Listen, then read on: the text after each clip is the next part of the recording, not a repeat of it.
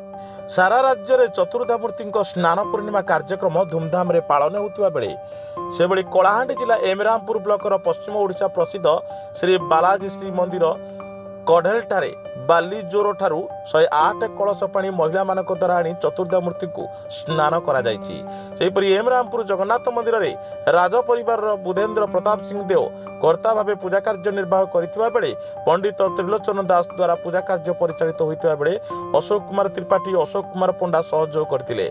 मदनपुर मोहनगिरी बारबंदा गोछा डेंगेन माणिकेरा बांकेल गाँ इस्कन संस्था पक्षर नुनपुर जोरा खमन विभिन्न ग्रामर चतुर्धामूर्ति स्नान पूर्णिमा जहाँ संपन्न हो जाइछि। एमरामपुर चतुर्धामूर्ति स्नान पूर्णिमा प्रशांत कुमार सामंत राय उद्धव पंडा प्रकाश साहू जगन्नाथ साहू केदार माराणा कृष्णचंद्र साहू प्रमुख सहयोग करथिले।